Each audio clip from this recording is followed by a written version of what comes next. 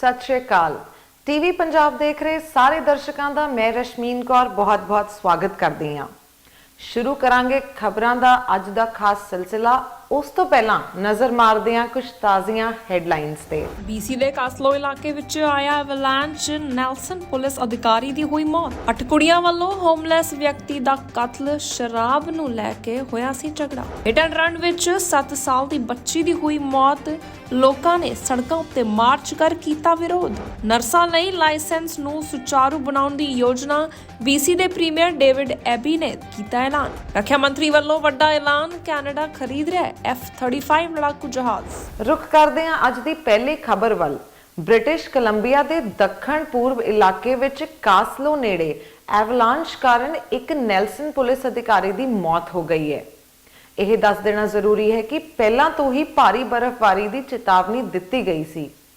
आओ देखिए एक खास रिपोर्ट। सूबे ਦੇ ਦੱਖਣ ਪੂਰਬ ਵਿੱਚ ਕਾਸਲੋ BC ਨੇੜੇ ਐਵਲਾਂਚ ਕਾਰਨ ਇੱਕ ਨੈਲਸਨ ਪੁਲਿਸ ਅਧਿਕਾਰੀ ਦੀ ਮੌਤ ਹੋ ਗਈ ਅਤੇ ਇੱਕ ਹੋਰ ਜ਼ਖਮੀ ਹੋ ਗਿਆ। ਨੈਲਸਨ ਪੁਲਿਸ ਬੋਰਡ ਦਾ ਕਹਿਣਾ ਹੈ ਕਿ ਦੋਵੇਂ ਅਧਿਕਾਰੀ ਬਰਫ਼ਬਾਰੀ ਦੀ ਲਪੇਟ ਵਿੱਚ ਆ ਗਏ ਜਦੋਂ ਉਹ ਸਨੋ ਮੋਬਾਈਲ ਉੱਤੇ ਸਵਾਰ ਸਨ। ਨੈਲਸਨ ਪੁਲਿਸ ਵਿਭਾਗ ਦੇ ਮੁਖੀ ਡੋਨੋਵਨ ਫਿਸ਼ਰ ਨੇ ਕਿਹਾ ਕਿ ਪੁਰਸ਼ ਅਧਿਕਾਰੀ ਉਸ ਸਮੇਂ ਡਿਊਟੀ ਤੋਂ ਬਾਹਰ ਸਨ ਅਤੇ ਮਨੋਰੰਜਨ ਲਈ ਇਕੱਠੇ ਸਨੋ ਮੋਬਾਈਲ ਕਰ ਰਹੇ ਸਨ। ਫਿਸ਼ਰ ਨੇ ਕਿਹਾ ਕਿ ਅਧਿਕਾਰੀ ਮੰਗਲਵਾਰ ਨੂੰ ਕੰਮ ਤੇ ਵਾਪਸ ਆਉਣ ਵਾਲੇ ਸਨ। ਕਾਸਲੋ ਪਿੰਡ ਸੇਲਕਰਕ ਅਤੇ ਪਰਸੇਲ ਪਹਾੜੀ ਸ਼੍ਰੇਣੀਆਂ ਨਾਲ ਘੇਰਿਆ ਹੋਇਆ।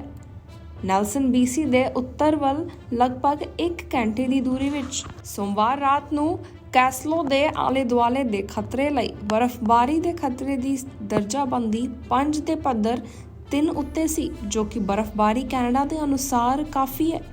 ਸੰਗਠਨ ਦੀ ਵੈਬਸਾਈਟ ਨੇ ਵੀ ਕਿਹਾ ਸੀ ਕਾਫੀ ਖਤਰੇ ਦੇ ਤਹਿਤ ਕੁਦਰਤੀ ਬਰਫ਼ਬਾਰੀ ਸੰਭਵ ਹੈ ਅਤੇ ਮਨੁੱਖ ਦੁਆਰਾ ਪੈਦਾ ਹੋਣ ਦੀ ਜ਼ਿਆਦਾ ਸੰਭਾਵਨਾ ਹੈ। ਬਰਫ਼ਬਾਰੀ ਕੈਨੇਡਾ ਨੇ ਐਤਵਾਰ ਨੂੰ ਚੇਤਾਵਨੀ ਦਿੱਤੀ ਕਿ ਪਿਛਲੇ ਸਾਲ ਦੇ ਅਖੀਰ ਤੱਕ ਸੋਕੇ ਦੇ ਲੰਬੇ ਸਮੇਂ ਅਤੇ ਨਵੰਬਰ ਵਿੱਚ ਸ਼ੁਰੂ ਹੋਣ ਵਾਲੇ ਠੰਡੇ ਮੌਸਮ ਨੇ BC ਦੇ ਬਰਫ਼ਬਾਰੀ ਵਿੱਚ ਕਮਜ਼ੋਰ ਪਰਤਾਂ ਵਿੱਚ ਯੋਗਦਾਨ ਪਾਇਆ, ਜਿਸ ਨਾਲ ਇਹ ਬਰਫ਼ਬਾਰੀ ਲਈ ਵਧੇਰੇ ਕਮਜ਼ੋਰ ਹੋ ਗਏ ਨੇ। ਪ੍ਰਧਾਨ ਮੰਤਰੀ ਜਸਟਿਨ ਟਰੂਡੋ ਨੇ ਅੱਜ ਸਵੇਰੇ ਅਧਿਕਾਰੀਆਂ ਦੇ ਪਰਿਵਾਰਾਂ ਨਾਲ ਹਮਦਰਦੀ ਪ੍ਰਗਟ ਕੀਤੀ। ਉਨ੍ਹਾਂ ਕਿਹਾ ਕਿ ਬ੍ਰਿਟਿਸ਼ ਕੋਲੰਬੀਆ ਦੇ ਕਾਸਲੋ ਨੇੜੇ ਇੱਕ ਪੁਲਿਸ ਅਧਿਕਾਰੀ ਦੀ ਮੌਤ ਬਾਰੇ ਸੁਣ ਕੇ ਉਨ੍ਹਾਂ ਨੂੰ ਬਹੁਤ ਦੁੱਖ ਹੋਇਆ। ਉਨ੍ਹਾਂ ਦੇ ਪਰਿਵਾਰ ਅਤੇ ਦੋਸਤਾਂ ਲਈ ਉਨ੍ਹਾਂ ਨੇ ਭਰੋਸਾ ਦਿਲਾਇਆ ਕਿ ਕੈਨੇਡੀਅਨਸ ਉਨ੍ਹਾਂ ਦੇ ਨਾਲ ਨੇ ਅਤੇ ਜੋ ਅਧਿਕਾਰੀ ਜ਼ਖਮੀ ਹੋਇਆ ਉਹ ਉਹਨਾਂ ਨੂੰ ਜਲਦੀ ਅਤੇ ਪੂਰੀ ਰਿਕਵਰੀ ਦੀ ਕਾਮਨਾ ਕਰਦੇ ਨੇ। ਉੱਥੇ ਹੀ ਟੋਰਾਂਟੋ ਵਿੱਚ 8 ਕਿਸ਼ੋਰ ਕੁੜੀਆਂ ਵੱਲੋਂ ਇੱਕ ਵਿਅਕਤੀ ਦਾ ਕਤਲ ਕਰ ਦਿੱਤਾ ਗਿਆ ਹੈ। ਸੁਣਨ ਵਿੱਚ ਆਇਆ ਹੈ ਕਿ ਇਹ ਕੁੜੀਆਂ ਸ਼ਰਾਬ ਨੂੰ ਲੈ ਕੇ ਝਗੜ ਰਹੀਆਂ ਸੀ ਤੇ ਜਿਸ ਪਿੱਛੋਂ ਉਹਨਾਂ ਨੇ ਇਸ ਵਿਅਕਤੀ ਨੂੰ ਚਾਕੂ ਮਾਰ ਕੇ ਮਾਰ ਦਿੱਤਾ ਗਿਆ। ਇਹ ਘਟਨਾ 18 ਦਸੰਬਰ ਨੂੰ ਵਾਪਰੀ, ਜਿਸ ਪਿੱਛੋਂ ਫਿਲਹਾਲ ਦੀ ਘੜੀ ਵਿੱਚ ਇਹਨਾਂ ਕੁੜੀਆਂ ਨੂੰ ਹਿਰਾਸਤ ਵਿੱਚ ਲੈ ਲਿਆ ਗਿਆ ਹੈ। ਟੋਰਾਂਟੋ ਵਿੱਚ 8 ਕੁੜੀਆਂ ਵੱਲੋਂ ਕਥਿਤ ਤੌਰ ਉੱਤੇ ਚਾਕੂ ਮਾਰ ਕੇ ਕਤਲ ਕੀਤੇ ਗਏ ਇੱਕ ਬੇਘਰ ਵਿਅਕਤੀ ਦੀ ਹੁਣ ਪਛਾਣ ਹੋ ਗਈ ਹੈ। ਪਿਛਲੇ ਮਹੀਨੇ ਇਹਨਾਂ ਕਿਸ਼ੋਰ ਕੁੜੀਆਂ ਵੱਲੋਂ ਇੱਕ ਸਮੂਹ ਦੁਆਰਾ ਕਥਿਤ ਤੌਰ ਉੱਤੇ ਛੁਰਾ ਮਾਰਨ ਤੋਂ ਬਾਅਦ ਮਾਰੇ ਗਏ ਬੇਘਰ ਵਿਅਕਤੀ ਦੀ ਪੁਲਿਸ ਨੇ ਹੁਣ ਪਛਾਣ ਕਰ ਲਈ ਹੈ। ਜਾਰੀ ਕੀਤੇ ਗਏ ਇੱਕ ਨਿਊਜ਼ ਰਿਲੀਜ਼ ਵਿੱਚ ਜਾਂਚਕਰਤਾਵਾਂ ਨੇ ਕਿਹਾ ਕਿ 59 ਸਾਲਾਂ ਦਾ ਕੈਨ ਲੀ, ਜਿਹਦੀ ਹਸਪਤਾਲ ਵਿੱਚ ਮੌਤ ਹੋ ਗਈ ਜਦੋਂ ਉਸ ਨੂੰ ਹਮਲੇ ਵਿੱਚ ਜਾਨਲੇਵਾ ਸੱਟਾਂ ਲੱਗੀਆਂ ਸਨ। ਇਹ 18 ਦਸੰਬਰ ਨੂੰ ਯਾਰਕ ਸਟਰੀਟ ਅਤੇ ਯੂਨੀਵਰਸਿਟੀ ਐਵੇਨਿਊ ਦੇ ਖੇਤਰ ਵਿੱਚ ਲਗਭਗ 12:17 ਤੇ ਵਾਪਰਿਆ। ਹਾਲਾਂਕਿ ਹਮਲੇ ਦੇ ਆਲੇ ਦੁਆਲੇ ਦੇ ਵੇਰਵੇ ਅਜੇ ਵੀ ਅਸਪਸ਼ਟ ਹਨ। ਗਵਾਹਾਂ ਨੇ ਪਿਛਲੇ ਮਹੀਨੇ ਦੱਸਿਆ ਕਿ ਇਹ ਘਟਨਾ ਸ਼ਰਾਬ ਨੂੰ ਲੈ ਕੇ ਹੋਈ ਝਗੜੇ ਕਾਰਨ ਪੈਦਾ ਹੋ ਸਕਦੀ ਹੈ। ਪੁਲਿਸ ਨੇ ਕਿਹਾ ਕਿ 8 ਸ਼ੱਕੀ, ਜਿਨ੍ਹਾਂ ਦੀ ਉਮਰ 13 ਤੋਂ 16 ਸਾਲ ਦੇ ਵਿਚਕਾਰ ਹੈ, ਸੋਸ਼ਲ ਮੀਡੀਆ ਉੱਤੇ ਮਿਲਣ ਤੋਂ ਬਾਅਦ ਡਾਊਨਟਾਊਨ ਕੋਰ ਵਿੱਚ ਇਕੱਠੇ ਹੋਏ ਅਤੇ ਗ੍ਰੇਟਰ ਟੋਰਾਂਟੋ ਖੇਤਰ ਦੇ ਘਰਾਂ ਤੋਂ ਆਏ ਸਨ। ਉਹਨਾਂ ਦੀ ਪਛਾਣ ਯੂਥ ਕ੍ਰਿਮੀਨਲ ਜਸਟਿਸ ਐਕਟ ਦੀਆਂ ਸ਼ਰਤਾਂ ਅਧੀਨ ਸੁਰੱਖਿਅਤ ਹੈ। ਹਮਲੇ ਦੇ ਸੰਬੰਧ ਵਿੱਚ ਦੂਜੇ ਕਰਜ਼ੇ ਦੇ ਕਤਲ ਦੇ ਦੋਸ਼ ਹੇਠ ਇੱਕ ਸ਼ੱਕੀ ਨੂੰ 29 ਦਸੰਬਰ ਨੂੰ ਜ਼ਮਾਨਤ ਵੀ ਦੇ ਦਿੱਤੀ ਗਈ ਸੀ। ਬਾਕੀ ਬਚੇ 7 ਸ਼ੱਕੀਆਂ ਵਿੱਚੋਂ 2 ਦੀ ਜ਼ਮਾਨਤ ਦੀ ਸੁਣਵਾਈ ਦੀਆਂ ਤਾਰੀਖਾਂ ਇਸ ਮਹੀਨੇ ਦੇ ਅੰਤ ਵਿੱਚ 20 ਜਨਵਰੀ ਅਤੇ 27 ਜਨਵਰੀ ਨੂੰ ਨਿਰਧਾਰਤ ਕੀਤੀਆਂ ਗਈਆਂ ਹਨ। ਕਰਾਊਨ ਅਤੇ ਬਚਾਓ ਪੱਖ ਦੇ ਅਟਾਰਨੀ ਬਾਕੀਆਂ ਲਈ ਸੰਭਾਵੀ ਨੀਤੀਆਂ ਬਾਰੇ ਵਿਚਾਰ ਵਟਾਂਦਰਾ ਕਰਨਾ ਜਾਰੀ ਰੱਖ ਰਹੇ ਹਨ। ਤੁਹਾਨੂੰ ਦੱਸ ਦਈਏ ਕੈਨਲੀ ਸ਼ਹਿਰ ਦੀ 2022 ਦੀ 68ਵੀਂ ਹੋਮਿਸਾਈਡ ਹੱਤਿਆ ਦਾ ਸ਼ਿਕਾਰ ਹੈ। ਉੱਥੇ ਹੀ ਮੌਂਟਰੀਅਲ ਵਿੱਚ ਪਿਛਲੇ ਮਹੀਨੇ ਇੱਕ 7 ਸਾਲ ਦੀ ਬੱਚੀ ਦੀ ਹਿੱਟ ਐਂਡ ਰਨ ਕੇਸ ਵਿੱਚ ਮੌਤ ਹੋ ਗਈ ਹੈ। ਸ਼ਹਿਰ ਦੇ ਬੱਚਿਆਂ ਅਤੇ ਵੱਡਿਆਂ ਨੇ ਇਸ ਨੂੰ ਲੈ ਕੇ ਇੱਕ ਮੋਰਚਾ ਕੱਢਿਆ ਅਤੇ ਵਿਰੋਧ ਕੀਤਾ ਤੇਜ਼ੀ ਨਾਲ ਗੱਡੀਆਂ ਚਲਾਉਣ ਦਾ। ਸੂਬੇ ਦੇ ਦੱਖਣ ਪੂਰਬ ਵਿੱਚ ਕਾਸਲੋ BC ਨੇੜੇ ਐਵਲਾਂਚ ਕਾਰਨ ਇੱਕ ਨੈਲਸਨ ਪੁਲਿਸ ਅਧਿਕਾਰੀ ਦੀ ਮੌਤ ਹੋ ਗਈ ਅਤੇ ਇੱਕ ਹੋਰ ਜ਼ਖਮੀ ਹੋ ਗਿਆ। ਨੈਲਸਨ ਪੁਲਿਸ ਬੋਰਡ ਦਾ ਕਹਿਣਾ ਹੈ ਕਿ ਦੋਵੇਂ ਅਧਿਕਾਰੀ ਬਰਫ਼ਬਾਰੀ ਦੀ ਲਪੇਟ ਵਿੱਚ ਆ ਗਏ ਜਦੋਂ ਉਹ ਸਨੋਮੋਬਾਈਲ ਉੱਤੇ ਸਵਾਰ ਸਨ। ਨੈਲਸਨ ਪੁਲਿਸ ਵਿਭਾਗ ਦੇ ਮੁਖੀ ਡੋਨੋਵਨ ਫਿਸ਼ਰ ਨੇ ਕਿਹਾ ਕਿ ਪੁਰਸ਼ ਅਧਿਕਾਰੀ ਉਸ ਸਮੇਂ ਡਿਊਟੀ ਤੋਂ ਬਾਹਰ ਸਨ ਅਤੇ ਮਨੋਰੰਜਨ ਲਈ ਇਕੱਠੇ ਸਨੋਮੋਬਾਈਲ ਕਰ ਰਹੇ ਸਨ। ਫਿਸ਼ਰ ਨੇ ਕਿਹਾ ਕਿ ਅਧਿਕਾਰੀ ਮੰਗਲਵਾਰ ਨੂੰ ਕੰਮ ਤੇ ਵਾਪਸ ਆਉਣ ਵਾਲੇ ਸਨ। ਕਾਸਲੋ ਪਿੰਡ ਸੇਲਕਰਕ ਅਤੇ ਪਰਸੇਲ ਪਹਾੜੀ ਸ਼੍ਰੇਣੀਆਂ ਨਾਲ ਘੇਰਿਆ ਹੋਇਆ ਨੈਲਸਨ BC ਦੇ ਉੱਤਰ ਵੱਲ ਲਗਭਗ 1 ਘੰਟੇ ਦੀ ਦੂਰੀ ਵਿੱਚ ਸੋਮਵਾਰ ਰਾਤ ਨੂੰ ਕੈਸਲੋ ਦੇ ਆਲੇ ਦੁਆਲੇ ਦੇ ਖਤਰੇ ਲਈ ਬਰਫ਼ਬਾਰੀ ਦੇ ਖਤਰੇ ਦੀ ਦਰਜਾਬੰਦੀ 5 ਦੇ ਪੱਧਰ 3 ਉੱਤੇ ਸੀ, ਜੋ ਕਿ ਬਰਫ਼ਬਾਰੀ ਕੈਨੇਡਾ ਦੇ ਅਨੁਸਾਰ ਕਾਫੀ ਹੈ। ਸੰਗਠਨ ਦੀ ਵੈਬਸਾਈਟ ਨੇ ਵੀ ਕਿਹਾ ਸੀ ਕਾਫੀ ਖਤਰੇ ਦੇ ਤਹਿਤ ਕੁਦਰਤੀ ਬਰਫ਼ਬਾਰੀ ਸੰਭਵ ਹੈ ਅਤੇ ਮਨੁੱਖ ਦੁਆਰਾ ਪੈਦਾ ਹੋਣ ਦੀ ਜ਼ਿਆਦਾ ਸੰਭਾਵਨਾ ਹੈ। ਬਰਫ਼ਬਾਰੀ ਕੈਨੇਡਾ ਨੇ ਐਤਵਾਰ ਨੂੰ ਚੇਤਾਵਨੀ ਦਿੱਤੀ ਕਿ ਪਿਛਲੇ ਸਾਲ ਦੇ ਅਖੀਰ ਤੱਕ ਸੋਕੇ ਦੇ ਲੰਬੇ ਸਮੇਂ ਅਤੇ ਨਵੰਬਰ ਵਿੱਚ ਸ਼ੁਰੂ ਹੋਣ ਵਾਲੇ ਠੰਡੇ ਮੌਸਮ ਨੇ BC ਦੇ ਬਰਫ਼ਬਾਰੀ ਵਿੱਚ ਕਮਜ਼ੋਰ ਪਰਤਾਂ ਵਿੱਚ ਯੋਗਦਾਨ ਪਾਇਆ, ਜਿਸ ਨਾਲ ਇਹ ਬਰਫ਼ਬਾਰੀ ਲਈ ਵਧੇਰੇ ਕਮਜ਼ੋਰ ਹੋ ਗਏ ਨੇ। ਪ੍ਰਧਾਨ ਮੰਤਰੀ ਜਸਟਿਨ ਟਰੂਡੋ ਨੇ ਅੱਜ ਸਵੇਰੇ ਅਧਿਕਾਰੀਆਂ ਦੇ ਪਰਿਵਾਰਾਂ ਨਾਲ ਹਮਦਰਦੀ ਪ੍ਰਗਟ ਕੀਤੀ। ਉਨ੍ਹਾਂ ਕਿਹਾ ਕਿ ਬ੍ਰਿਟਿਸ਼ ਕੋਲੰਬੀਆ ਦੇ ਕੈਸਲੋ ਨੇੜੇ ਇੱਕ ਪੁਲਿਸ ਅਧਿਕਾਰੀ ਦੀ ਮੌਤ ਬਾਰੇ ਸੁਣ ਕੇ ਉਨ੍ਹਾਂ ਨੂੰ ਬਹੁਤ ਦੁੱਖ ਹੋਇਆ। ਉਨ੍ਹਾਂ ਦੇ ਪਰਿਵਾਰ ਅਤੇ ਦੋਸਤਾਂ ਲਈ ਉਨ੍ਹਾਂ ਨੇ ਭਰੋਸਾ ਦਿਲਾਇਆ ਕਿ ਕੈਨੇਡੀਅਨਸ ਉਨ੍ਹਾਂ ਦੇ ਨਾਲ ਨੇ ਅਤੇ ਜੋ ਅਧਿਕਾਰੀ ਜ਼ਖਮੀ ਹੋਇਆ ਉਹ ਉਨ੍ਹਾਂ ਨੂੰ ਜਲਦੀ ਅਤੇ ਪੂਰੀ ਰਿਕਵਰੀ ਦੀ ਕਾਮਨਾ ਕਰਦੇ ਨੇ।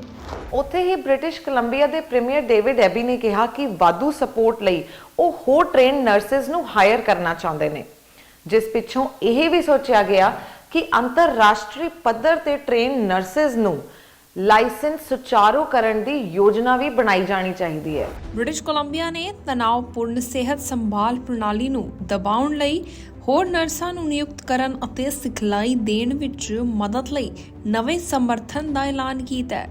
ਪ੍ਰੀਮੀਅਰ ਡੇਵਿਡ ਐਬੀ ਨੇ ਕਿਹਾ ਕਿ ਨਵੇਂ ਉਪਾਅ ਕੈਨੇਡੀਅਨ ਸਿੱਖਿਆ ਨਰਸਾਂ ਦਾ ਸਮਰਥਨ ਕਰਨਗੇ ਜੋ ਕਿ ਕਰਮਚਾਰੀ ਦਲ ਵਿੱਚ ਵਾਪਸ ਆਉਣਾ ਚਾਹੁੰਦੇ ਹਨ। ਨਾਲ ਹੀ ਅੰਤਰਰਾਸ਼ਟਰੀ ਤੌਰ ਉੱਤੇ ਸਿਖਲਾਈ ਪ੍ਰਾਪਤ ਨਰਸਾਂ ਨੂੰ ਵੀ ਜੋ BC ਵਿੱਚ ਅਭਿਆਸ ਕਰਨਾ ਚਾਹੁੰਦੇ ਹਨ।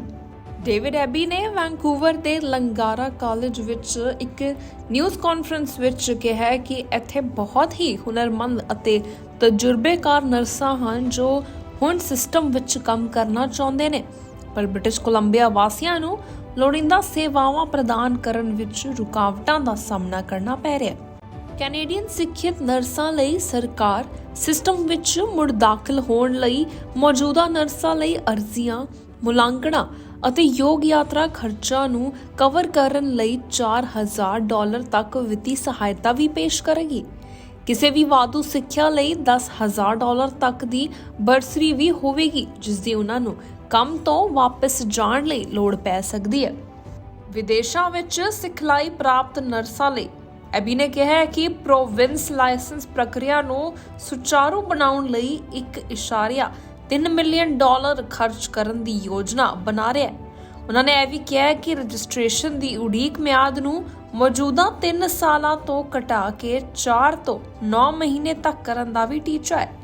BC ਦੇ ਕਾਲਜ ਆਫ ਨਰਸਾਂ ਦੀ CEO ਸਿੰਥੀਆ ਜੌਨਸਨ ਦਾ ਕਹਿਣਾ ਹੈ ਕਿ ਉਹ ਜਾਣਦੇ ਹੈ ਕਿ ਕੈਰੀਅਰ ਦੇ ਸਿਹਤ ਪੇਸ਼ੇ ਨੂੰ ਸੁਰੱਖਿਅਤ ਕਰਨ ਦੀ ਯਾਤਰਾ ਉਹਨਾਂ ਲੋਕਾਂ ਲਈ ਵਧੇਰੇ ਚੁਣੌਤੀਪੂਰਨ ਹੋ ਸਕਦੀ ਹੈ ਜੋ ਇਸ ਦੇਸ਼ ਵਿੱਚ ਨਵੇਂ ਆਏ ਨੇ। ਉਹ ਬੈਂਕਾਰਾਂ ਨੂੰ ਜਲਦੀ ਤੋਂ ਜਲਦੀ ਸਹੀ ਨਰਸਿੰਗ ਭੂਮਿਕਾ ਵਿੱਚ ਰਜਿਸਟ੍ਰੇਸ਼ਨ ਪ੍ਰਾਪਤ ਕਰਨ ਵਿੱਚ ਮਦਦ ਕਰਨਾ ਚਾਹੁੰਦੇ ਨੇ। ਉਹਨਾਂ ਨੇ ਇਹ ਵੀ ਕਿਹਾ ਹੈ ਕਿ ਅੰਤਰਰਾਸ਼ਟਰੀ ਨਰਸਾਂ ਲਈ ਮੌਜੂਦਾ 3 ਸਾਲਾਂ ਦੀ ਉਡੀਕ ਨੂੰ ਅਸਵੀਕਾਰਨਯੋਗ ਪੜਾਅ ਗਿਆ ਹੈ। ਤੇ ਉਸ ਸਮੇਂ ਏਬੀ ਦਾ ਕਹਿਣਾ ਹੈ ਕਿ ਸਰਕਾਰ ਨੇ ਮਾਰਚ 2024 ਤੱਕ ਅਭਿਆਸ ਤਿਆਰ ਮੁਲਾਂਕਣ ਪ੍ਰੋਗਰਾਮ ਵਿੱਚ ਸੀਟਾਂ ਦੀ ਗਿਣਤੀ ਨੂੰ 3 ਗੁਣਾ ਕਰਨ ਦੀ ਯੋਜਨਾ ਬਣਾਈ ਹੈ। ਇਹ ਪ੍ਰੋਗਰਾਮ ਅੰਤਰਰਾਸ਼ਟਰੀ ਪੱਧਰ ਉੱਤੇ ਪੜ੍ਹੇ ਲਿਖੇ ਪਰਿਵਾਰਕ ਡਾਕਟਰਾਂ ਨੂੰ BC ਵਿੱਚ ਕੰਮ ਕਰਨ ਲਈ ਲਾਇਸੈਂਸ ਪ੍ਰਾਪਤ ਕਰਨ ਦੀ ਇਜਾਜ਼ਤ ਦਿੰਦਾ ਹੈ ਅਤੇ ਉਹਨਾਂ ਨੂੰ ਪੇਂਡੂ ਅਤੇ ਸ਼ਹਿਰੀ ਭਾਈਚਾਰਿਆਂ ਵਿੱਚ ਰੱਖਿਆ ਜਾਂਦਾ ਹੈ ਜਿਨ੍ਹਾਂ ਨੂੰ ਵਧੇਰੀ ਲੋੜ ਹੁੰਦੀ ਹੈ। ਡਾਕਟਰਸ ਅਤੇ ਉਹਨਾਂ ਨੂੰ ਘੱਟੋ-ਘੱਟ 3 ਸਾਲਾਂ ਲਈ ਉਸ ਪਲੇਸਮੈਂਟ ਉੱਤੇ ਕੰਮ ਕਰਨ ਦੀ ਲੋੜ ਹੁੰਦੀ ਹੈ। ਪਿਛਲੇ ਹਫਤੇ ਸਿਹਤ ਮੰਤਰੀ ਐਡਰੀਅਨ ਡਿਕਸ ਨੇ ਕਿਹਾ ਕਿ BC ਵਿੱਚ ਹਸਪਤਾਲ ਦੀ ਦੇਖਭਾਲ ਦੀ ਮੰਗ ਵਧ ਰਹੀ ਹੈ। ਵੀਰਵਾਰ ਤੱਕ ਪੂਰੇ ਸੂਬੇ ਵਿੱਚ 10,000 ਤੋਂ ਵੱਧ ਲੋਕ ਗੰਭੀਰ ਦੇਖਭਾਲ ਵਿੱਚ ਸਨ, ਨਵੇਂ ਸਾਲ ਦੀ ਸ਼ਾਮ ਤੋਂ 6% ਵੱਧ। ਸੋਮਵਾਰ ਨੂੰ ਪ੍ਰਾਂਤ ਨੇ ਫਲੂ, RSV ਅਤੇ ਨੋਵਲ ਕੋਰੋਨਾ ਵਾਇਰਸ ਦੇ ਮਾਮਲਿਆਂ ਵਿੱਚ ਸੰਭਾਵਿਤ ਵਾਧੇ ਦਾ ਪ੍ਰਬੰਧਨ ਕਰਨ ਲਈ ਪਹਿਲਾਂ COVID-19 ਲਈ ਸਥਾਪਿਤ ਕੀਤੇ ਗਏ 20 ਹਸਪਤਾਲ ਐਮਰਜੈਂਸੀ ਆਪਰੇਸ਼ਨ ਸੈਂਟਰਾਂ ਨੂੰ ਮੁੜ ਸਰਗਰਮ ਵੀ ਕੀਤਾ ਗਿਆ ਸੀ, ਜਿਹਦੇ ਬਾਅਦ ਹੁਣ ਨਰਸਿਸ ਦੀ ਡਿਮਾਂਡ ਵੀ ਵਧ ਰਹੀ ਹੈ। ਟਰਾਂਸਪੋਰਟੇਸ਼ਨ ਮਿਨਿਸਟਰ ਨੇ ਐਲਾਨ ਕੀਤਾ ਕਿ ਮੈਸੀ ਟਨਲ ਨੂੰ ਜਲਦੀ ਹੀ ਬਦਲਿਆ ਜਾਵੇਗਾ ਅਤੇ ਉਸ ਦੀ ਥਾਂ 8 ਲੇਨ ਵਾਲੀ ਟਿਊਬ ਤਿਆਰ ਕੀਤੀ ਜਾਵੇਗੀ। ਇਹ ਟਨਲ ਦੀ ਕੰਸਟਰਕਸ਼ਨ 2025 ਵਿੱਚ ਸ਼ੁਰੂ ਹੋਵੇਗੀ ਅਤੇ 2030 ਤੱਕ ਉਹ ਪਬਲਿਕ ਲਈ ਖੋਲ ਦਿੱਤੀ ਜਾਵੇਗੀ। ਡੈਲਟਾ ਦੇ ਨਿਵਾਸੀਆਂ ਨੇ ਇਸ ਫੈਸਲੇ ਦਾ ਕਾਫੀ ਵਿਰੋਧ ਕੀਤਾ, ਜੋ ਕਿ ਅਜੇ ਤੱਕ ਜਾਰੀ ਹੈ। ਡੈਲਟਾ ਦੇ ਸ਼ਹਿਰ ਨੇ ਮੈਸੀ ਟਨਲ ਬਦਲਣ ਵਿੱਚ ਰਿਵਰ ਰੋਡ ਓਵਰਪਾਸ ਗਾਇਬ ਹੋਣ ਦਾ ਵਿਰੋਧ ਕੀਤਾ ਹੈ। ਡੈਲਟਾ ਸਿਟੀ ਲੈਡਨਰ ਵਿਖੇ ਮੈਸੀ ਟਨਲ ਦੇ ਨੇੜੇ ਹਾਈਵੇ 99 ਦੀ ਦੂਜੀ ਕ੍ਰਾਸਿੰਗ ਸਥਾਪਿਤ ਕਰਨ ਨੂੰ ਮਿਊਨਿਸਪੈਲਿਟੀ ਦੇ ਉਸ ਖੇਤਰ ਵਿੱਚ ਵਿਕਾਸ ਲਈ ਮਹੱਤਵਪੂਰਨ ਬੁਨਿਆਦੀ ਢਾਂਚਾ ਮੰਨਦੀ ਹੈ। ਇਸ ਲਈ ਅਧਿਕਾਰੀ $4.15 ਬਿਲੀਅਨ ਸੁਰੰਗ ਬਦਲਣ ਦੇ ਪ੍ਰੋਜੈਕਟ ਤੋਂ ਇਸ ਦੇ ਸਪਸ਼ਟ ਤੌਰ ਉੱਤੇ ਬੇਦਖਲੀ ਦਾ ਵਿਰੋਧ ਕਰ ਰਹੇ ਹਨ। ਡਾਇਲਨ ਕਰੂਗਰ, ਡੈਲਟਾ ਦੇ ਕਾਰਜਕਾਰੀ ਮੇਅਰ ਅਤੇ ਮੈਟਰੋ ਵੈਨਕੂਵਰ ਦੇ George Massey crossing task force ਦੇ ਸਹਿ-ਚੇਅਰ ਦਾ ਕਹਿਣਾ ਹੈ ਕਿ ਲੈਡਨਰ ਅਤੇ ਸਾਰੇ ਡੈਲਟਾ ਲਈ ਦੂਜਾ ਓਵਰਪਾਸ ਹੋਣਾ ਬਹੁਤ ਜ਼ਰੂਰੀ ਸੀ। ਓਵਰਪਾਸ ਰਿਵਰ ਰੋਡ ਉੱਤੇ ਹੋਣ ਦਾ ਇਰਾਦਾ ਪਿਛਲੇ BC ਦਾ ਹਿੱਸਾ ਸੀ। ਲਿਬਰਲ ਸਰਕਾਰ ਦੇ $3.5 ਬਿਲੀਅਨ ਪੁਲ ਪ੍ਰੋਜੈਕਟ ਨੂੰ ਉਸ ਸਮੇਂ ਦੇ ਪ੍ਰੀਮੀਅਰ ਜੌਨ ਹੌਰਗਨ ਦੁਆਰਾ ਰੱਦ ਕਰ ਦਿੱਤਾ ਗਿਆ ਸੀ। ਫਿਰ ਬਾਅਦ ਵਿੱਚ ਉਸ ਦੀ ਸਰਕਾਰ ਦੀ ਸੁਰੰਗ ਬਦਲਣ ਵਿੱਚ ਸ਼ੁਰੂਆਤੀ ਡਰਾਇੰਗਾਂ ਵਿੱਚ ਸ਼ਾਮਿਲ ਕੀਤਾ ਗਿਆ ਸੀ। ਅਕਤੂਬਰ 2019 ਦੀ ਸੁਰੰਗ ਦੀ ਸੰਕਲਪ ਯੋਜਨਾ ਉੱਤੇ ਪੇਸ਼ਕਾਰੀ ਦੇ ਪੰਨੇ ਹਾਈਵੇ 99 ਦੇ ਪੂਰਬ ਵਾਲੇ ਪਾਸੇ 60ਵੇਂ ਐਵੇਨਿਊ ਨਾਲ ਲਿੰਕ ਹੋਣ ਵਾਲੇ ਰਿਵਰ ਰੋਡ ਓਵਰਪਾਸ ਦੀ ਰੂਪਰੇਖਾ ਨੂੰ ਦਰਸਾਉਂਦੇ ਹੋਏ ਮੈਟਰੋ ਵੈਨਕੂਵਰ ਦੀ ਮੈਸੀ ਕ੍ਰਾਸਿੰਗ ਟਾਸਕ ਫੋਰਸ ਨੂੰ ਇੱਕ ਰਿਪੋਰਟ ਵਿੱਚ ਸ਼ਾਮਿਲ ਵੀ ਕੀਤਾ ਗਿਆ ਸੀ। ਡੈਲਟਾ ਦੇ ਇੰਜੀਨੀਅਰਿੰਗ ਦੇ ਨਿਰਦੇਸ਼ਕ ਸਟੀਵਨ ਲੈਨ ਨੇ ਇੱਕ ਪੱਤਰ ਨੇ ਨੋਟ ਕੀਤਾ ਕਿ ਓਵਰਪਾਸ ਲਈ ਸੰਕਲਪ ਨੂੰ ਆਵਾਜਾਈ ਮੰਤਰਾਲੇ ਦੁਆਰਾ ਘੱਟੋ-ਘੱਟ 5 ਵਾਰ ਪੇਸ਼ ਕੀਤਾ ਗਿਆ ਸੀ, ਜਿਸ ਵਿੱਚ ਮੈਟਰੋ ਵੈਨਕੂਵਰ ਦੀ ਟਾਸਕ ਫੋਰਸ, ਰਿਚਮੰਡ ਅਤੇ ਡੈਲਟਾ ਕੌਂਸਲਾਂ ਅਤੇ ਦੋਵਾਂ ਭਾਈਚਾਰਿਆਂ ਵਿੱਚ ਜਨਤਕ ਸੂਚਨਾ ਮੀਟਿੰਗ ਵੀ ਸ਼ਾਮਿਲ ਸਨ। ਕਰੂਗਰ ਨੇ ਕਿਹਾ ਕਿ ਓਵਰਪਾਸ ਰਿਵਰ ਰੋਡ ਉਤੇ ਪੂਰਬ ਪੱਛਮੀ ਯਾਤਰਾ ਨੂੰ ਮੁੜ ਸਥਾਪਿਤ ਕਰੇਗਾ, ਜਿਸ ਨੂੰ ਹਾਈਵੇ 99 ਦੇ ਨਿਰਮਾਣ ਦੁਆਰਾ ਰੋਕਿਆ ਗਿਆ ਸੀ ਅਤੇ ਨਾਲ ਹੀ ਵਿਕਾਸ ਦਾ ਸਮਰਥਨ ਕੀਤਾ ਗਿਆ ਸੀ। ਕਰੂਗਰ ਨੇ ਇਹ ਵੀ ਕਿਹਾ ਕਿ ਸਾਡੀ ਬਹੁਤ ਸਾਰੀ ਕਮਿਊਨਿਟੀ ਅਤੇ ਖੇਤਰੀ ਯੋਜਨਾਬੰਦੀ ਉਸ ਦੂਜੀ ਪਾਰ ਹੋਣ ਦੀ ਸੰਭਾਵਨਾ ਉੱਤੇ ਆਧਾਰਿਤ ਹੈ। ਮੰਤਰਾਲੇ ਦੇ ਸੰਚਾਰ ਨਿਰਦੇਸ਼ਕ ਡੇਵ ਕ੍ਰੀਬੋ ਦੇ ਇੱਕ ਬਿਆਨ ਅਨੁਸਾਰ ਮੰਤਰਾਲੇ ਦੇ ਦ੍ਰਿਸ਼ਟੀਕੋਣ ਤੋਂ ਓਵਰਪਾਸ ਨੂੰ ਪ੍ਰੋਜੈਕਟ ਦੇ ਦਾਇਰੇ ਵਿੱਚ ਸ਼ਾਮਿਲ ਨਹੀਂ ਕੀਤਾ ਗਿਆ ਸੀ, ਜਿਸ ਨੂੰ ਹੁਣ ਹਾਈਵੇ 99 ਸੁਰੰਗ ਪ੍ਰੋਗਰਾਮ ਵਜੋਂ ਜਾਣਿਆ ਜਾਂਦਾ ਹੈ। ਹਾਈਵੇ 99 ਸੁਰੰਗ ਪ੍ਰੋਗਰਾਮ ਲਈ ਯੋਜਨਾਵਾਂ ਵਿੱਚ ਕੋਈ ਬਦਲਾਅ ਨਹੀਂ ਕੀਤਾ ਗਿਆ। ਤੇ ਨਾਲ ਹੀ ਕ੍ਰੀਬੋ ਨੇ ਇਹ ਵੀ ਕਿਹਾ ਕਿ ਰਿਵਰ ਰੋਡ ਉਤੇ ਇੱਕ ਓਵਰਪਾਸ ਦੇ ਤਕਨੀਕੀ ਵਿਸ਼ਲੇਸ਼ਣ ਅਤੇ ਸੰਕਲਪਿਤ ਡਰਾਇੰਗਾਂ ਨੂੰ ਇਹ ਦਰਸਾਉਣ ਲਈ 2019 ਅਤੇ 2020 ਵਿੱਚ ਪੂਰਾ ਕੀਤਾ ਗਿਆ ਸੀ ਕਿ ਇੱਕ ਓਵਰਪਾਸ ਦੇ ਭਵਿੱਖ ਦੇ ਨਿਰਮਾਣ ਨੂੰ ਇੱਕ ਨਵੇਂ ਫਰੇਜ਼ਰ ਰਿਵਰ ਕ੍ਰਾਸਿੰਗ ਦੁਆਰਾ ਰੋਕਿਆ ਨਹੀਂ ਜਾਵੇਗਾ। BC ਹਾਈਡਰੋ ਦੀਆਂ ਮੁੱਖ ਟਰਾਂਸਮਿਸ਼ਨ ਲਾਈਨਾਂ ਮੌਜੂਦਾ ਮੈਸੀ ਸੁਰੰਗ ਦੇ ਨਾਲ ਫਰੇਜ਼ਰ ਨਦੀ ਦੇ ਹੇਠਾਂ ਚੱਲਦੀਆਂ ਹਨ। ਪਰ ਉਪਯੋਗਤਾ ਉਸ ਬੁਨਿਆਦੀ ਢਾਂਚੇ ਨੂੰ ਓਵਰਹੈੱਡ ਤਾਰਾਂ ਨਾਲ ਬਦਲਣ ਜਾ ਰਹੀ ਸੀ ਜੋ ਪਿਛਲੇ ਪੁਲ ਦੇ ਹਿੱਸੇ ਵਜੋਂ ਬਹੁਤ ਉੱਚੇ ਟਾਵਰਾਂ ਤੋਂ ਟੁੱਟੀਆਂ ਹੋਈਆਂ ਸਨ। ਰੱਖਿਆ ਮੰਤਰੀ ਅਨੀਤਾ ਆਨੰਦ ਨੇ ਐਲਾਨ ਕੀਤਾ ਹੈ ਕਿ ਕੈਨੇਡਾ ਜਲਦੀ ਹੀ F-35 ਲੜਾਕੂ ਜਹਾਜ਼ ਖਰੀਦੇਗਾ। ਇਹ ਜਹਾਜ਼ ਪੁਰਾਣੀ CF-18 ਦੀ ਫਲੀਟ ਨੂੰ ਬਦਲਣ ਲਈ ਖਰੀਦੇ ਜਾ ਰਹੇ ਨੇ। ਬਹੁਤ ਸਾਰੇ ਦੇਸ਼ਵਾਸੀਆਂ ਨੇ ਇਸ ਗੱਲ ਦਾ ਵਿਰੋਧ ਕੀਤਾ ਅਤੇ ਕਿਹਾ ਕਿ ਅਜੇ ਕੈਨੇਡਾ ਨੂੰ ਇਨ੍ਹਾਂ ਲੜਾਕੂ ਜਹਾਜ਼ਾਂ ਦੀ ਜ਼ਰੂਰਤ ਨਹੀਂ ਹੈ ਅਤੇ ਇਹ ਵਾਤਾਵਰਣ ਲਈ ਵੀ ਜ਼ਿਆਦਾ ਫਾਇਦੇਮੰਦ ਨਹੀਂ ਹਨ। ਜਿਸ ਤੋਂ ਕਿ ਅਨੀਤਾ ਆਨੰਦ ਨੇ ਕਿਹਾ ਕਿ ਅਜੇ ਕੈਨੇਡਾ F-35 ਨੂੰ ਕਾਫੀ ਇਸਤੇਮਾਲ ਕਰ ਸਕਦਾ ਹੈ ਅਤੇ ਆਉਣ ਵਾਲੇ ਟਾਈਮ ਵਿੱਚ ਲੋੜ ਪੈ ਸਕਦੀ ਹੈ। ਆਓ ਦੇਖੀਏ ਇਸ ਖਾਸ ਰਿਪੋਰਟ ਨੂੰ। ਕੈਨੇਡਾ ਅਧਿਕਾਰਤ ਤੌਰ ਉੱਤੇ F-35 ਲੜਾਕੂ ਜਹਾਜ਼ ਖਰੀਦ ਰਿਹਾ ਜਿਸ ਨਾਲ ਪੁਰਾਣੇ CF-18 ਫਲੀਟ ਨੂੰ ਬਦਲਣ ਲਈ ਸਾਲਾਂ ਤੋਂ ਚੱਲੀ ਖੋਜ ਨੂੰ ਖਤਮ ਕੀਤਾ ਜਾ ਰਿਹਾ ਹੈ, ਜਿੱਥੇ ਇਹ ਪਹਿਲੀ ਵਾਰ ਸ਼ੁਰੂ ਹੋਇਆ ਸੀ। ਰੱਖਿਆ ਮੰਤਰੀ ਅਨੀਤਾ ਆਨੰਦ ਨੇ ਸੋਮਵਾਰ ਨੂੰ ਐਲਾਨ ਕੀਤਾ ਕਿ ਕੈਨੇਡਾ ਨੇ $19 ਬਿਲੀਅਨ ਦੀ ਅੰਦਾਜ਼ਨ ਲਾਗਤ ਉੱਤੇ 88 ਜਹਾਜ਼ ਖਰੀਦਣ ਲਈ ਸੰਯੁਕਤ ਰਾਜ ਅਮਰੀਕਾ ਅਤੇ F-35 ਨਿਰਮਾਤਾ ਲਾਕਹੀਡ ਮਾਰਟਿਨ ਨਾਲ ਸਮਝੌਤਾ ਕੀਤਾ ਹੈ। ਰਸਮੀ ਘੋਸ਼ਣਾ ਤੋਂ ਪਹਿਲਾਂ ਇੱਕ ਤਕਨੀਕੀ ਬਰੀਫਿੰਗ ਵਿੱਚ ਅਧਿਕਾਰੀਆਂ ਨੇ ਅਗਲੇ ਕੁਝ ਦਹਾਕਿਆਂ ਵਿੱਚ ਲੜਾਕੂ ਜਹਾਜ਼ਾਂ ਦੀ ਮਾਲਕੀ ਅਤੇ ਸੰਚਾਲਨ ਦੀ ਪੂਰੀ ਲਾਗਤ $70 ਬਿਲੀਅਨ ਦੇ ਹਿਸਾਬ ਨਾਲ ਰੱਖੀ। ਅਨੀਤਾ ਆਨੰਦ ਨੇ ਕਿਹਾ F-35 ਐਡਵਾਂਸ ਲੜਾਕੂ ਜਹਾਜ਼ਾਂ ਦਾ ਫਲੀਟ ਹੈ ਯਕੀਨੀ ਬਣਾਏਗਾ ਕਿ ਸਾਡੇ ਐਵੀਏਟਰਾਂ ਕੋਲ ਦੁਨੀਆ ਦੇ ਦੂਜੇ ਸਭ ਤੋਂ ਵੱਡੇ ਹਵਾਈ ਖੇਤਰ ਦੀ ਰੱਖਿਆ ਕਰਨ ਦੀ ਲੰਬੀ ਮਿਆਦ ਦੀ ਸਮਰੱਥਾ ਹੈ। ਇਹ ਲੜਾਕੂ ਜਹਾਜ਼ ਨੋਰਾਡ ਅਤੇ ਨਾਟੋ ਪ੍ਰਤੀਬੱਧਤਾਵਾਂ ਨੂੰ ਪੂਰਾ ਕਰਨ ਵਿੱਚ ਮਦਦ ਕਰੇਗਾ ਅਤੇ ਇਹ ਦੇਸ਼ ਨੂੰ ਠੋਸ ਆਰਥਿਕ ਲਾਭ ਵੀ ਪ੍ਰਦਾਨ ਕਰੇਗਾ। ਆਨੰਦ ਨੇ ਇਹ ਵੀ ਕਿਹਾ ਕਿ ਕੈਨੇਡਾ 16 F-35 ਦਾ ਇੱਕ ਸ਼ੁਰੂਆਤੀ ਸੈੱਟ ਖਰੀਦ ਰਿਹਾ ਹੈ ਅਤੇ ਆਉਣ ਵਾਲੇ ਸਾਲਾਂ ਵਿੱਚ ਹੋਰ ਆਰਡਰ ਦਿੱਤੇ ਜਾਣਗੇ। ਅਧਿਕਾਰੀਆਂ ਨੇ ਕਿਹਾ ਕਿ ਇਹ ਜਹਾਜ਼ 2026 ਵਿੱਚ ਡਿਲੀਵਰ ਕੀਤਾ ਜਾਣਾ ਤੈਅ ਹੈ ਅਤੇ ਪੂਰਾ ਬੇੜਾ 2032 ਅਤੇ 2034 ਦੇ ਵਿਚਕਾਰ ਸੰਚਾਲਨ ਸਮਰੱਥਾ ਤੱਕ ਪਹੁੰਚਣ ਦੀ ਉਮੀਦ ਹੈ। F-35 ਐਡਵਾਂਸ ਲੜਾਕੂ ਜਹਾਜ਼ ਫਲੀਟ ਹੈ ਜੋ ਸੁਨਿਸ਼ਚਿਤ ਕਰੇਗਾ ਕਿ ਐਲੀਵੇਟਰਾਂ ਕੋਲ ਦੂਜੇ ਜਹਾਜ਼ਾਂ ਦੀ ਰੱਖਿਆ ਕਰਨ ਦੀ ਲੰਬੀ ਮਿਆਦ ਦੀ ਸਮਰੱਥਾ ਵੀ ਹੈ। ਇੱਕ ਬਿਆਨ ਵਿੱਚ ਲਾਕਹੀਡ ਮਾਰਟਿਨ ਕੈਨੇਡਾ ਦੇ ਮੁੱਖ ਰਾਜਕਾਰੀ ਲੌਰੇਨ ਬੇਨ ਨੇ ਕਿਹਾ ਕਿ ਕੰਪਨੀ ਨੂੰ ਇਸ ਪ੍ਰੋਜੈਕਟ ਲਈ ਚੁਣੇ ਜਾਣ ਲਈ ਸਨਮਾਨਿਤ ਕੀਤਾ ਹੈ। F-35 ਪ੍ਰੋਗਰਾਮ ਕੈਨੇਡਾ ਦੇ ਐਰੋਸਪੇਸ ਅਤੇ ਰੱਖਿਆ ਉਦਯੋਗ ਲਈ ਬਹੁਤ ਆਰਥਿਕ ਲਾਭ ਪੈਦਾ ਕਰਦਾ ਹੈ ਅਤੇ ਉਹ ਨਿਰੰਤਰ ਵਿਕਾਸ ਦੀ ਉਮੀਦ ਵੀ ਕਰਦੇ ਨੇ। ਇਹ ਵੀ ਕਿਹਾ ਗਿਆ ਹੈ ਕਿ ਉਹ ਲੰਬੇ ਸਮੇਂ ਲਈ ਫਲੀਟ ਬਦਲਣ ਲਈ ਇੱਕ ਪੁਲ ਵਜੋਂ ਆਸਟ੍ਰੇਲੀਆ ਤੋਂ ਉਸੇ ਮਾਡਲ ਦੇ 25 ਵਰਤੇ ਗਏ ਜੈਟ ਖਰੀਦੇਗੀ, ਪਰ ਕੈਨੇਡੀਅਨ ਫੌਜ ਉੱਤੇ ਵਧੀਆਂ ਮੰਗਾਂ ਦੇ ਨਾਲ 20 ਸਾਲਾਂ ਤੋਂ ਵੱਧ ਸਮੇਂ ਤੋਂ ਚੱਲ ਰਹੀ ਪ੍ਰਕਿਰਿਆ ਵਿੱਚ ਖਰੀਦ ਨੂੰ ਤੇਜ਼ ਕਰਨ ਲਈ ਸਰਕਾਰ ਉੱਤੇ ਦਬਾਅ ਵੱਧਦਾ ਜਾ ਰਿਹਾ ਹੈ। F-35 ਲੜਾਕੂ ਜੈਟ ਅਮਰੀਕਾ ਸਰਕਾਰ ਦੇ ਸਹਿਯੋਗ ਨਾਲ ਲਾਕਹੀਡ ਮਾਰਟਿਨ ਇੱਕ ਅਮਰੀਕੀ ਐਰੋਸਪੇਸ ਫਰਮ ਦੁਆਰਾ ਚਲਾਏ ਜਾ ਰਹੇ ਜੁਆਇੰਟ ਸਟ੍ਰਾਈਕ ਫਾਈਟਰ ਪ੍ਰੋਗਰਾਮ ਦੇ ਰੂਪ ਵਿੱਚ ਜਾਣਿਆ ਜਾਣ ਵਾਲਾ ਉਤਪਾਦ ਹੈ। ਇਹ ਪ੍ਰੋਗਰਾਮ ਅਮਰੀਕਾ ਦੇ ਰੱਖਿਆ ਵਿਭਾਗ ਦੁਆਰਾ ਅਮਰੀਕੀ ਫੌਜ ਦੇ ਨਾਲ-ਨਾਲ ਸਹਿਯੋਗੀ ਦੇਸ਼ਾਂ ਵਿੱਚ ਵਰਤੇ ਜਾਂਦੇ ਲੜਾਕੂ ਜਹਾਜ਼ਾਂ ਨੂੰ ਬਣਾਉਣ ਅਤੇ ਬਦਲਣ ਲਈ ਇੱਕ ਪਹਿਲਕਦਮੀ ਹੈ ਜੋ ਅਮਰੀਕਾ ਦੇ ਨਾਲ ਨੇੜਿਓਂ ਕੰਮ ਕਰਦੇ ਹਨ। ਪ੍ਰੋਗਰਾਮ ਦੁਆਰਾ ਕੈਨੇਡਾ ਅਤੇ ਹੋਰ ਸਹਿਯੋਗੀ ਦੇਸ਼ ਇਸ ਵਿੱਚ ਯੋਗਦਾਨ ਪਾ ਰਹੇ ਨੇ। The reality is that our obligations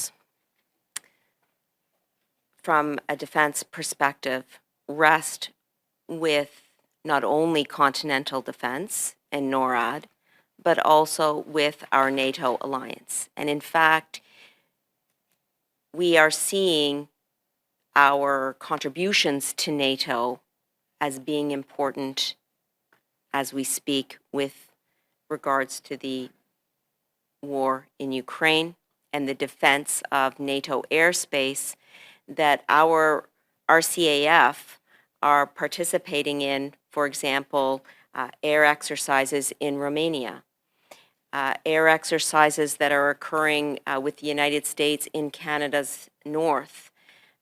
We are continually ensuring, as from a defense perspective, that we are living up to our obligations. And the 88 new fighter jets that we are going to be procuring and putting in place for the RCAF and the Canadian Armed Forces generally are going to contribute to our multilateral alliances, both here on the North American continent and in terms of our broader NATO capabilities. ਅੱਜ ਦੇ ਖਬਰਾਂ ਦੇ ਇਸ ਖਾਸ ਸਿਲਸਿਲੇ ਵਿੱਚ ਬਸ ਇੰਨਾ ਹੀ। ਦੇਸ਼ ਵਿਦੇਸ਼ ਦੀਆਂ ਤਾਜ਼ੀਆਂ ਖਬਰਾਂ ਲਈ ਤੁਸੀਂ ਦੇਖਦੇ ਰਹੋ ਟੀਵੀ ਪੰਜਾਬ ਅਤੇ ਜਾਣ ਤੋਂ ਪਹਿਲਾਂ ਇੱਕ ਵਾਰੀ ਹੋਰ ਨਜ਼ਰ ਮਾਰੀਏ ਅੱਜ ਦੀਆਂ ਤਾਜ਼ੀਆਂ ਹੈਡਲਾਈਨਸ ਤੇ। BC ਦੇ ਕਾਸਲੋ ਇਲਾਕੇ ਵਿੱਚ ਆਇਆ ਐਵਲਾਂਚ, ਨੈਲਸਨ ਪੁਲਿਸ ਅਧਿਕਾਰੀ ਦੀ ਹੋਈ ਮੌਤ। 8 ਕੁੜੀਆਂ ਵੱਲੋਂ ਹੋਮਲੈਸ ਵਿਅਕਤੀ ਦਾ ਕਤਲ, ਸ਼ਰਾਬ ਨੂੰ ਲੈ ਕੇ ਹੋਇਆ ਸੀ ਝਗੜਾ। ਹਿੱਟ ਐਂਡ ਰਨ ਵਿੱਚ 7 ਸਾਲ ਦੀ ਬੱਚੀ ਦੀ ਹੋਈ ਮੌਤ। ਲੋਕਾਂ ਨੇ ਸੜਕਾਂ ਉੱਤੇ ਮਾਰਚ ਕਰ ਕੀਤਾ ਵਿਰੋਧ। ਨਰਸਾਂ ਲਈ ਲਾਇਸੈਂਸ ਨੂੰ ਸੁਚਾਰੂ ਬਣਾਉਣ ਦੀ ਯੋਜਨਾ। BC ਦੇ ਪ੍ਰੀਮੀਅਰ ਡੇਵਿਡ ਐਬੀ ਨੇ ਕੀਤਾ ਐਲਾਨ। ਰੱਖਿਆ ਮੰਤਰੀ ਵੱਲੋਂ ਵੱਡਾ ਐਲਾਨ, ਕੈਨੇਡਾ ਖਰੀਦ ਰਿਹਾ ਹੈ F-35 ਲੜਾਕੂ ਜਹਾਜ਼।